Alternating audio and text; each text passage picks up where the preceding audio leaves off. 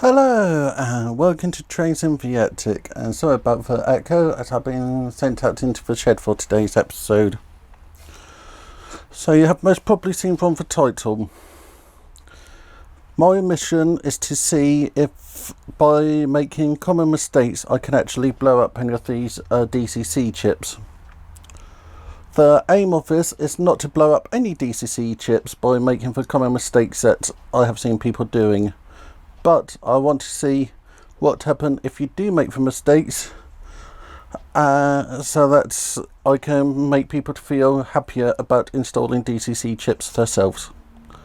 So let's start with the title, and then we can have a closer look at the chips themselves.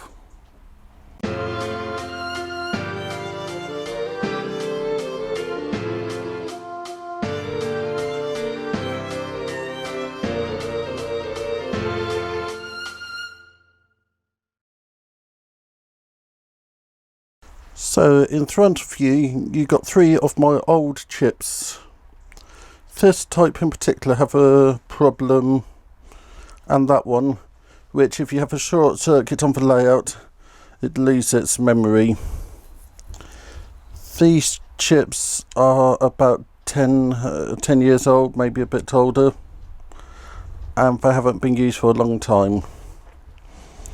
First of all, we have an 8-pin decoder.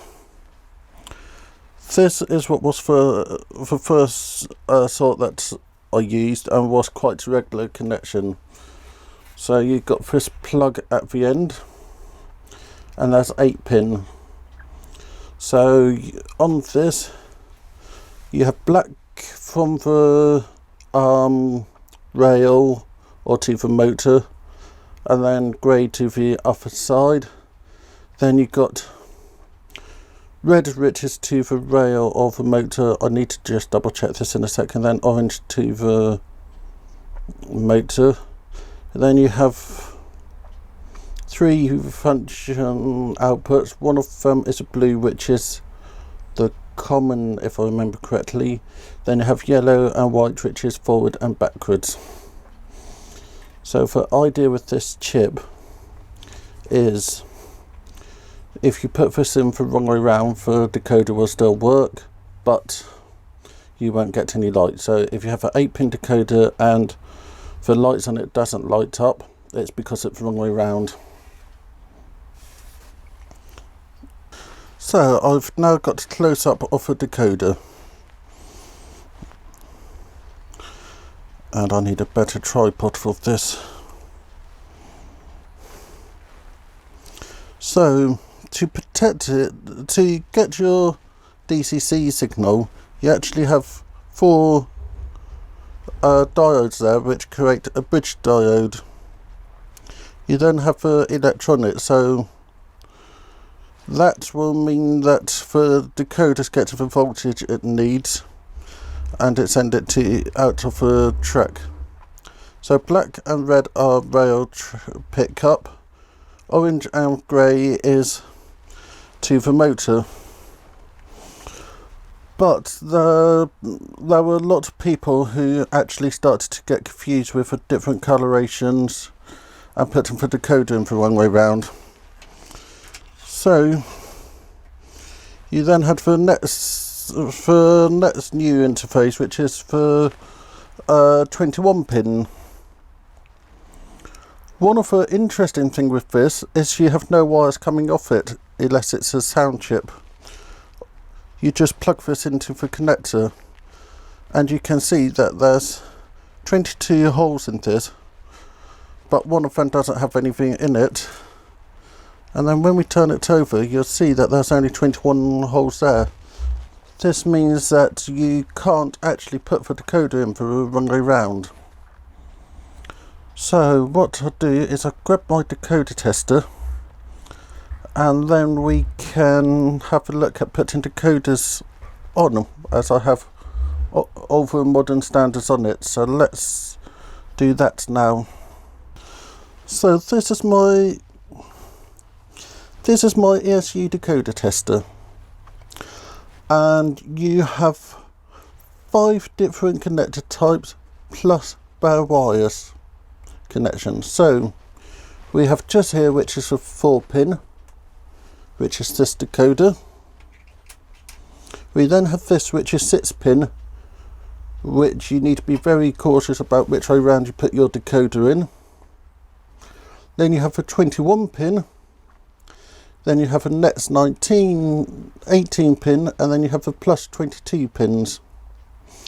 And if you look at the plus 22 and the 21-pin, they're both the same number of pins, but they have different ones which don't have anything in.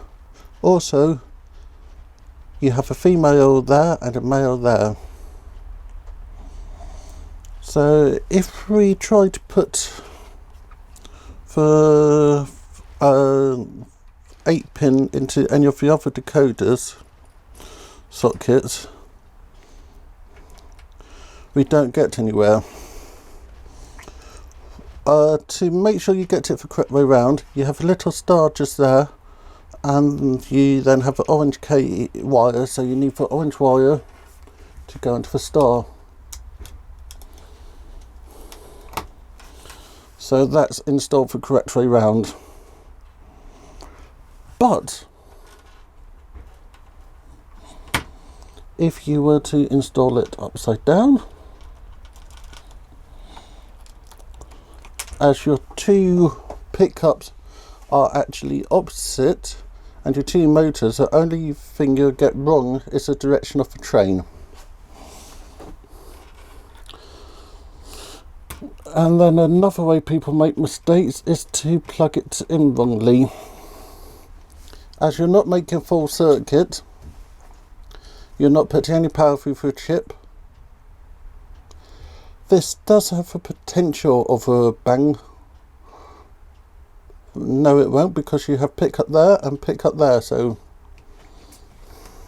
you should never be able to blow that up. So next we've got our 21-pin decoder. So that does nothing on that one. You can't do anything with that one. You can't do anything with that. You can't do anything with that one. The only thing you can do is put it on for 21-pin. And that just push down. And then you can just take it off.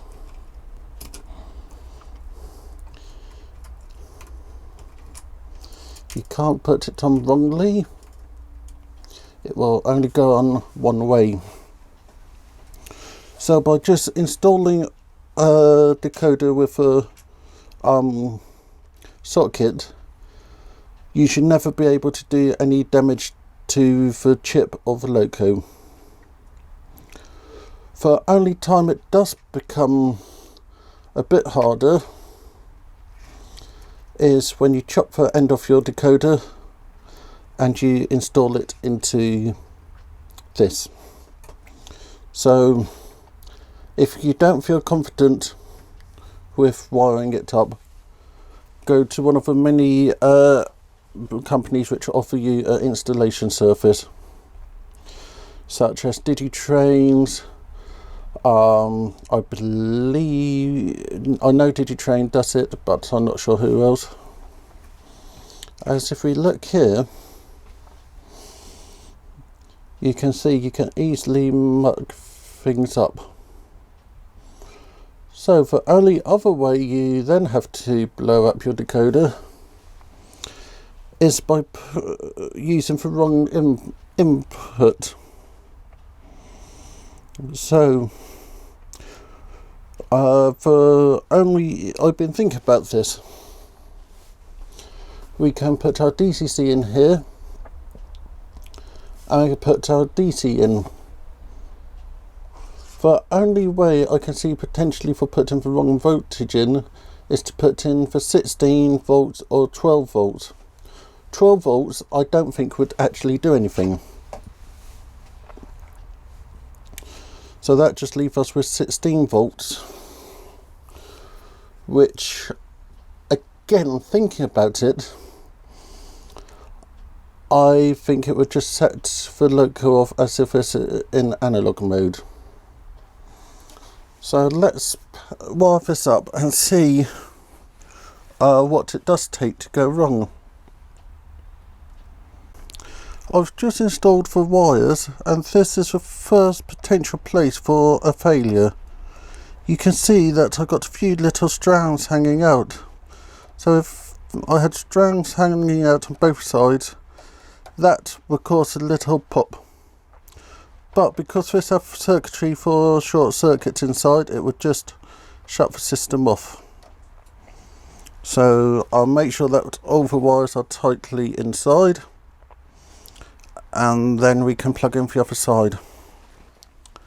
So I'm now on camera view. So over here we have my DCC system. Over here we have the chip, the tester. So we can see I'm getting power in, and then if I press the power button, I can turn it off. So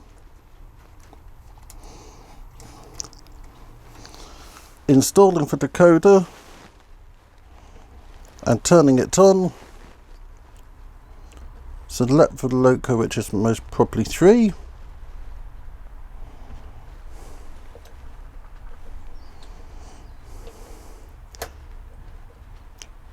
The only reason this isn't running is because I don't know what the decoder number is. So you can see power's coming in, and everything's safe. So the way not to do this is to grab your chip and pull it out where it's live. This gives you the potential of electric shock and causing problems. So I'll just try a second decoder. So turn the system off.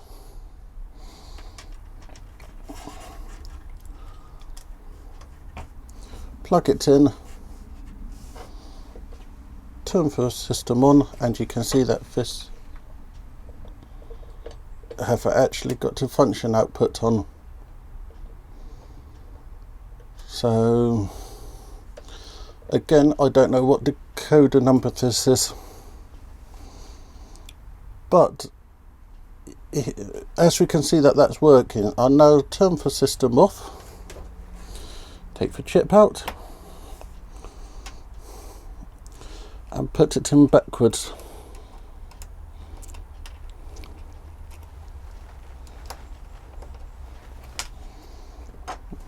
So if we turn the power on, you can see the function isn't working, but everything else is still running.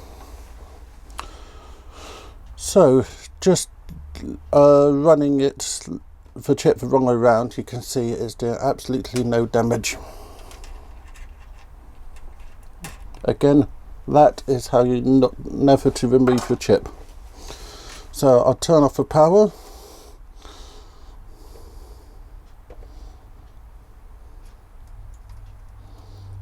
Put on our 21 pin decoder, turn on the power.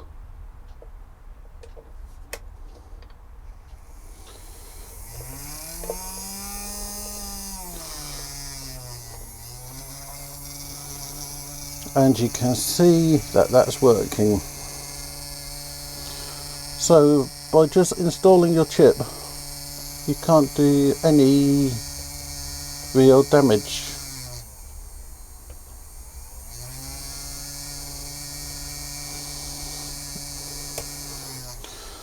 So let's say you're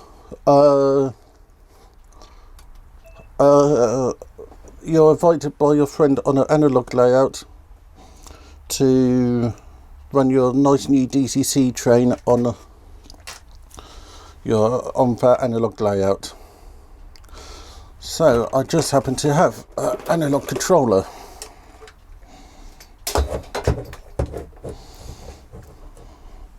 And on the outputs we have track 1.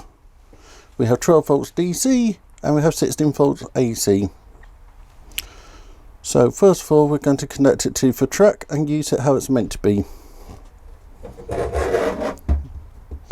So I'll just pause everything and then we can come back when everything's connected. So again, we're back to our 2 camera setup, and I'll plug in the controller.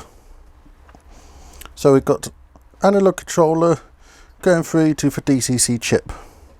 So let's set it on forward, and you can see straight off the decoder, the train's running and the lights on. Change its direction,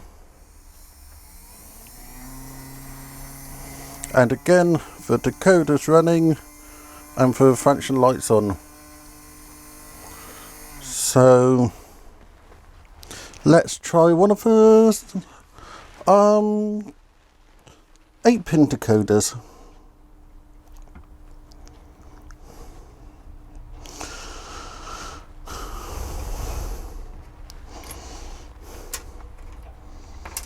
So again, we just plug it in.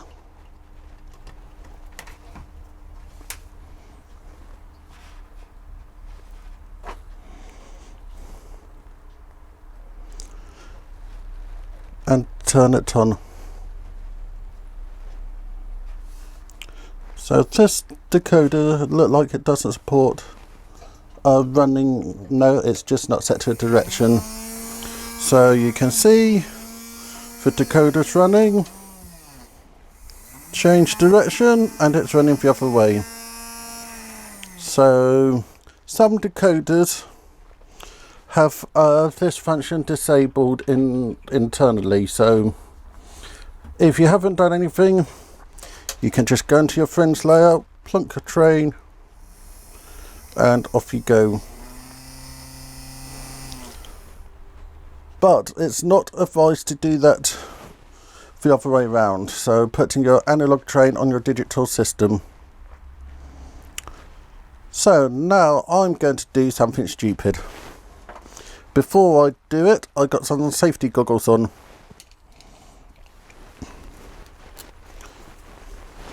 So I'm turning off the DCC system.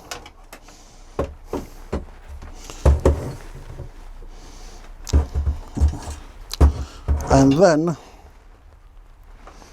disconnecting the wires.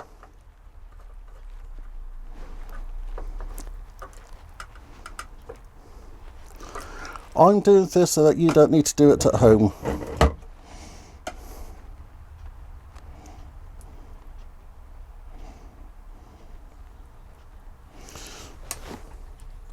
So with this disconnected,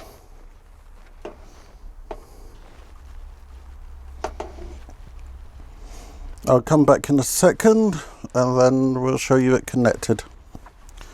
So I got my safety goggles on, and you can see I have accidentally connected my 12-volt rail instead of my analog rail. My thoughts with this is the motor will just start up at full speed. So let's see what happens. And as I thought, the decoder starts off at full speed without any problems. This is going to be the last one I'm going to try. I'm going to accidentally give it 16 volts. As I just spent half hour scratching my head going, now what did I do wrong?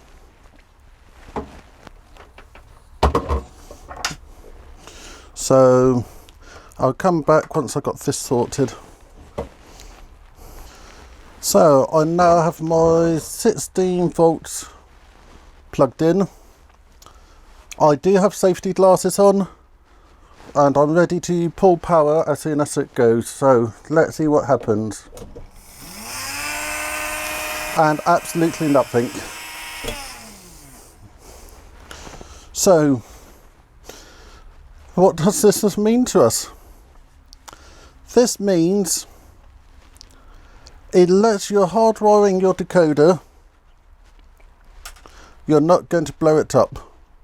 you have enough design functionality in it to mean that a DCC decoder won't blow up unless there's a malfunction on it or if there's a short internally. So the original decoders came like this, and putting that on in your loco could have caused you many problems. Then they changed the 8-pin decoders to be in a heat sink thing so that you can't accidentally short circuit it. Then you start to get the new format decoders which need space built into the loco for them. So if you're thinking, can I DCC my train? If it have a decoder in, if it have a socket for a decoder in, why not give it a go? You have seen I haven't been able to blow up a decoder. So thank you for watching. Remember to like, subscribe and comment, and I'll see you all on Monday for another video. Thank you very much. Richard.